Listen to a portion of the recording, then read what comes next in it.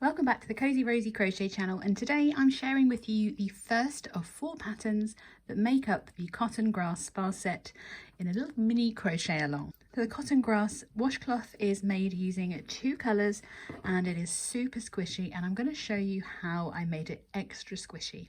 Now before we get started, don't forget to hit that subscribe button and of course the notification bell, because you don't want to miss out on any other of these cotton grass spa patterns and my other tutorials and patterns too. Let's find out the materials we're going to be using today to make this washcloth. All the patterns in the cotton grass spa set use the same weight yarn and hook size. So we're going to be using a 5mm crochet hook today. I'm using my Tulip Etimo here today, and I'm going to be using, this is colour A and this is my colour B. So for colour A, I'm going to be using 2 strands of Paintbox Yarns Cotton DK, which is the same as a size 3 yarn. You can opt just to use an Aran weight yarn or a worsted weight yarn, as I'm using for my colour B. I simply don't have any Aran weight cotton left in my stash, so I'm double stranding. Now for colour B, I'm using this rosy pink, which is colour number 622, and this is an Aran weight yarn, which is the same as a size 4 worsted. Now I'm using 100% cotton. You can of course opt for a cotton blend if you want to. I know that a lot of people prefer to go for 100% cotton, especially for things that they're using on the skin. For some people this can be a little bit too rough. After a few washes it really does soften up, and you can see how well it wears after a few washes too. This is actually my washcloth that I use, and you can see it's super squishy, and I think that's mainly because of the weight of the yarn that's being used that gives it an extra squish. So gather all of your materials and let's get started. So for the cotton grass washcloth, we're going to start with our main colour, which for me is this paper white, and we're going to start by making a slip knot and placing that onto our hook.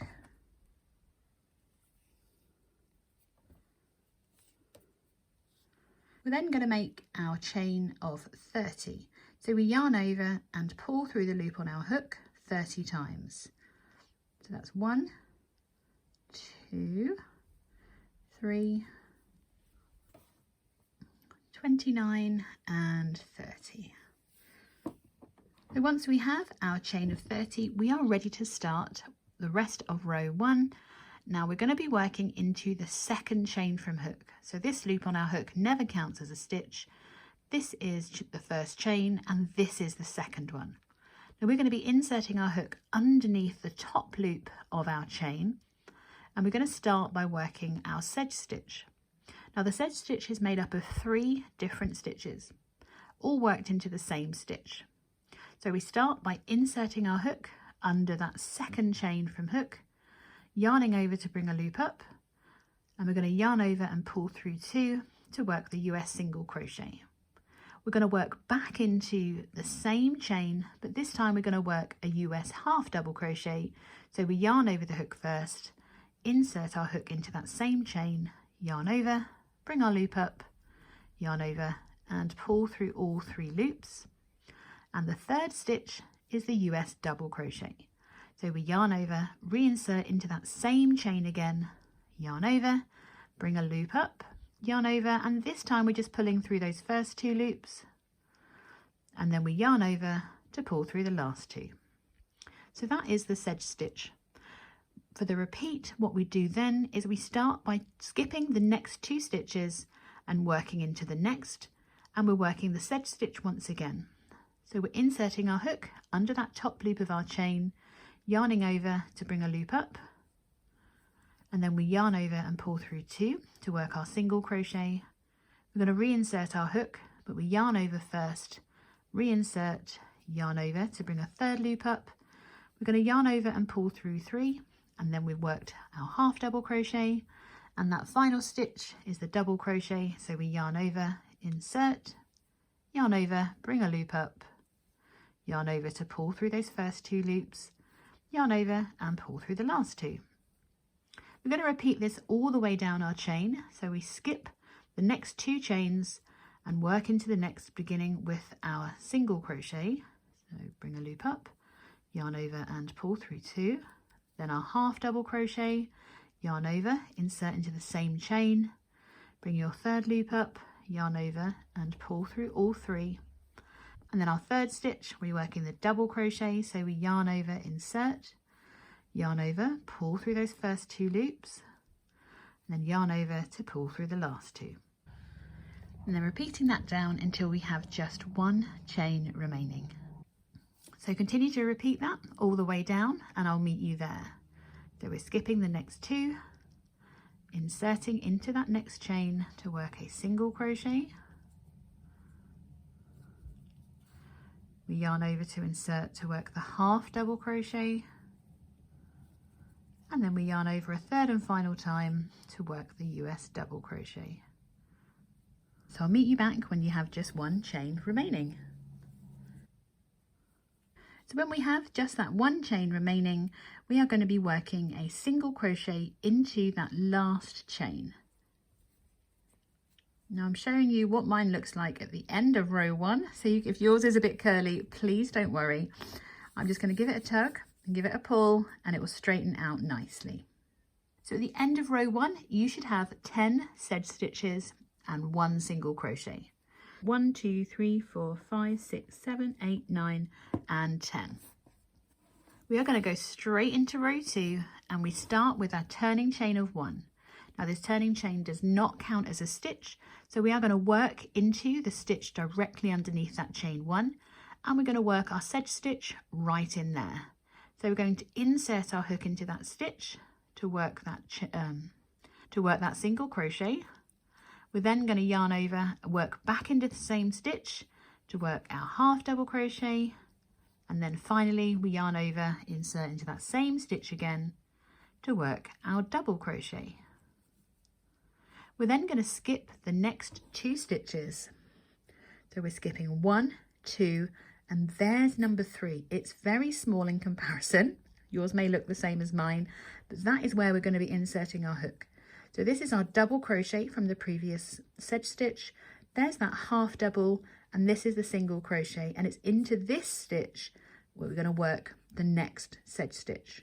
So we skip 1, 2, and then insert our hook into that small stitch to work our next one. So we work our single crochet, yarn over to insert for our half double crochet, and then we yarn over a third and final time to work that double crochet. We skip the next 2 stitches, we're working into that one. So there's from the top, you've got 1, 2, there's number 3. It's quite hard to see because it's the smallest stitch. So it's really important that you take a moment to make sure you're working it into the right place. And we're just working that sedge stitch as normal. So once again, we skip 1, 2, there's number 3. From the side, you've got 1, 2, there's number 3.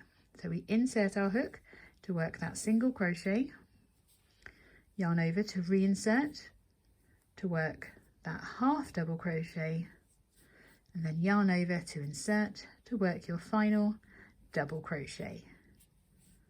We skip the next 2 and there's our stitch. And that's where we place our next sedge stitch. Continue to repeat that all the way down until you have 3 stitches remaining, and I'll meet you for the last stitch of row 2.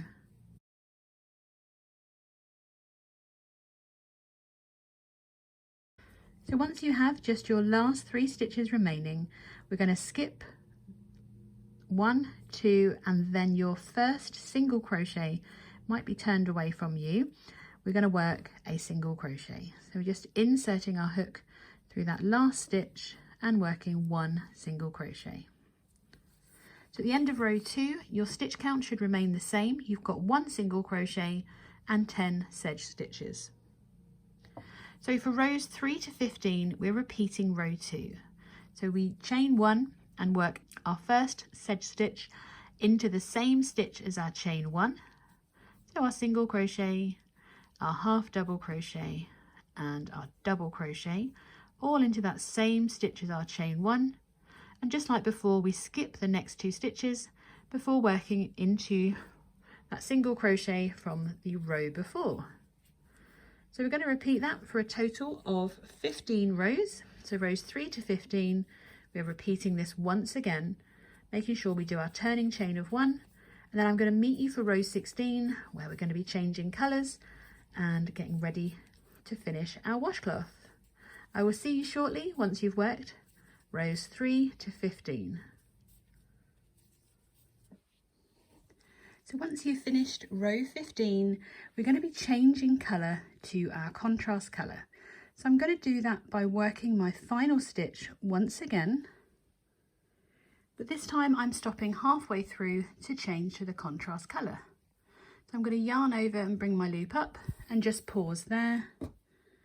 Pick up my contrast colour, just place that with the tail at the back and bring it through, tightening on that main colour just to secure. Oops.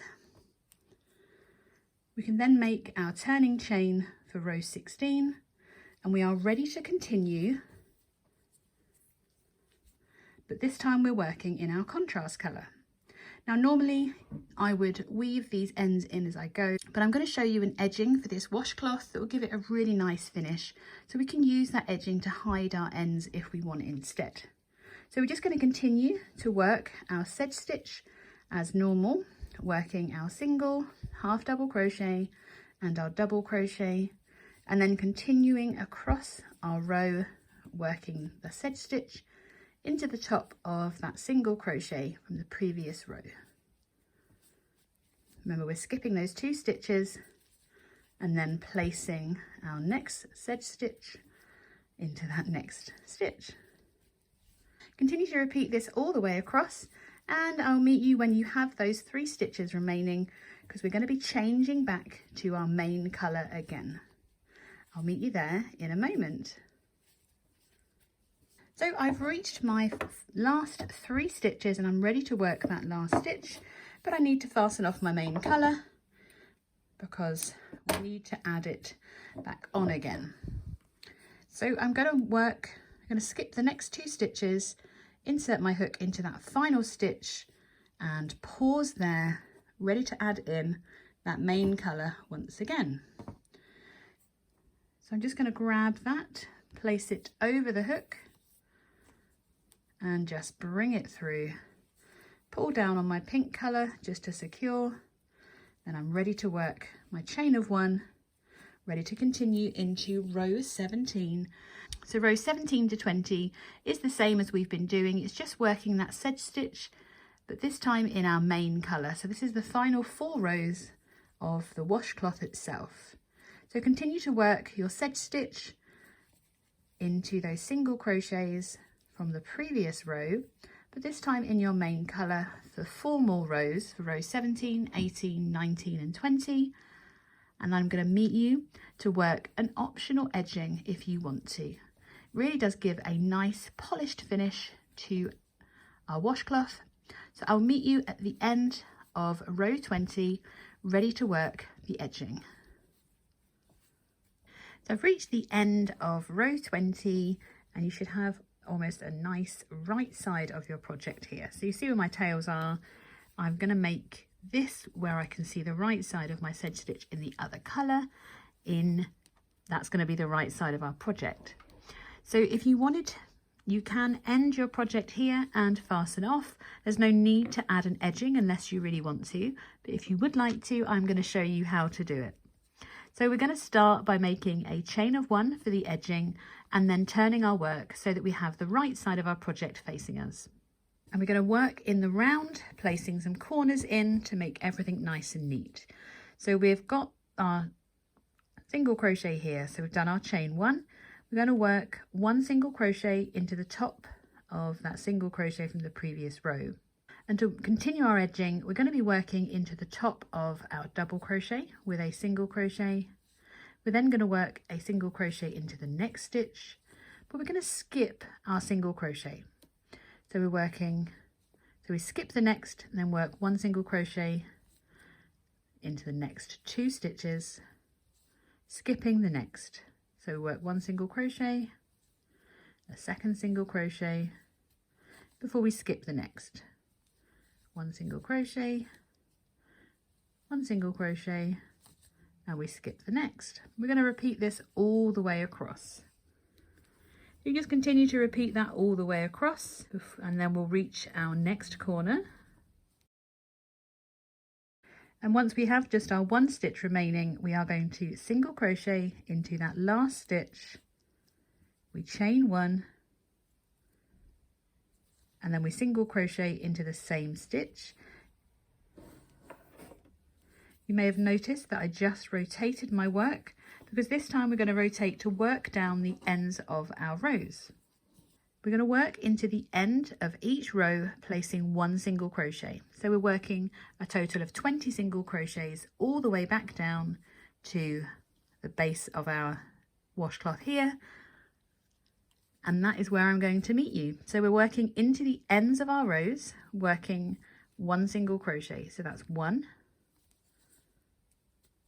and 2,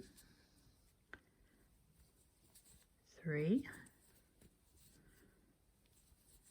4, and just continue to place those single crochets evenly into the ends of our rows, and you should have 20 by the time you reach the base or the next corner of your washcloth. So I've worked 20 single crochets down the side, and I've reached the next corner and into our starting turn that we did way back when at the beginning of this project. We're going to place our next corner, which is of course a single crochet, a chain 1, and a further single crochet back into that same space. Now we're working along our beginning chain on this row, and we need to be careful with where we're placing our chains so we don't make these holes too large. So the easiest way to do that is we're going to work 1 single crochet into each of these chain spaces, working on the other side of our chain. So we're placing 1, 2 and 3, and we're continuing along in that fashion, working on the other side of our chain, just like that. So you can see that it helps to fill in the holes on the other side of our chain. So continue to repeat that all the way across, and I'll meet you at the next corner. So our next corner was where our slip knot was. So we're going to work our corner into where that slip knot is placed. So we work a single crochet, a chain 1, and another single crochet. Hopefully if I pull on that, it closes that hole for me. We have one final side of our project to work up, and once again we're just going to work 1 single crochet into the end of each row. That's 1, 2, and we should be placing 20 single crochets all the way back up, and I'll meet you for our very final corner. And that is number 20 for me. We've already done that first single crochet when we turned our work, so we simply need to make a chain of 1, and we're slip stitching to join. So we insert our hook into that first single crochet and slip stitch through and straight through the loop on our hook, and we're ready to fasten off. So I'm just going to make a little chain of 1 to create a knot, and then I'm grabbing my scissors, leaving a nice long tail to weave in and pulling that nice and tightly. So all that's left for me to do is to weave in my remaining tails, and that completes our beautiful washcloth. I really hope you've enjoyed this tutorial and that you've fallen in love with the sedge stitch. I certainly love it quite a lot, and I'm excited to see you for the next video, where I'm going to be sharing with you how to crochet your own corresponding back scrubber to this beautiful washcloth. I will see you in the next video.